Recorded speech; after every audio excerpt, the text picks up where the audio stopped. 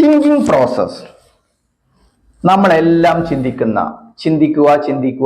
എന്ന് പറയും. ഈ തിങ്കിങ് പ്രോസസ്സിന് രണ്ട് വേരിയേഷൻ ഉണ്ട്. One is emotional thinking and other is logical thinking. Emotional thinking എന്ന് പറയുമ്പോൾ വൈകാരികമായിട്ട് നമ്മുടെ ആഗ്രഹത്തിനനുസരിച്ച് നമ്മൾ തീരുമാനം എടുക്കുന്നു. അവിടെ നമ്മൾ നയിക്കുന്നത് നമ്മുടെ ഈഗോ ആൻഡ് നമ്മുടെ ഗ്രീഡാണ്. ഈഗോയും ഗ്രീഡുമാണ് അതിനെ നയിക്കുന്നത്. പക്ഷേ ലോജിക്കൽ തിങ്കിങ് എന്ന് പറയുമ്പോൾ അതിനെ ബൈ നമ്പേഴ്സ്, നമ്മളെ ബഡ്ജറ്റ്, നമ്മളെ ഇൻകം, അതിനനുസരിച്ചാണ് തീരുമാനം എടുക്കുന്നത്. That is the reality and budget based and profit based. അപ്പൊ എല്ലായ്പ്പോഴും നമ്മൾ ലോജിക്കൽ തിങ്കിങ് ചെയ്യണം, ഒരിക്കലും എമോഷണൽ തിങ്കിങ് ചെയ്യരുത്.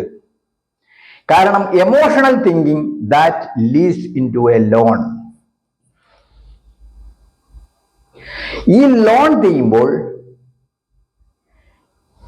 കാരണം എന്താണ്?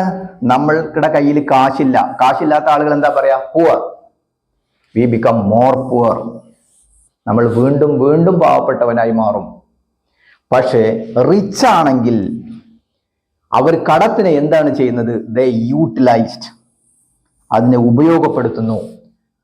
20 ലക്ഷം രൂപക്ക് വാങ്ങുന്ന ഒരു പ്രോപ്പർട്ടി 5 ലക്ഷം ലോൺ എടുത്തിട്ട് അത് വാങ്ങി അത് 30 ലക്ഷം രൂപക്ക് വിറ്റ് കഴിഞ്ഞിട്ട് ഇമ്മീഡിയറ്റ്ലി അവരെന്ത് കാണിക്കുന്നു?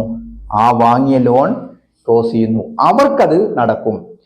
ഇവിടെ നിന്ന് ജനറൽ ആയിട്ട് ഞാൻ പറയുന്നത്, this banking system and this financial institutions are good only for rich, not for poor. Okay, I'm Dr. Ali, AliAlimBras Dental Clinic.com. Thank you.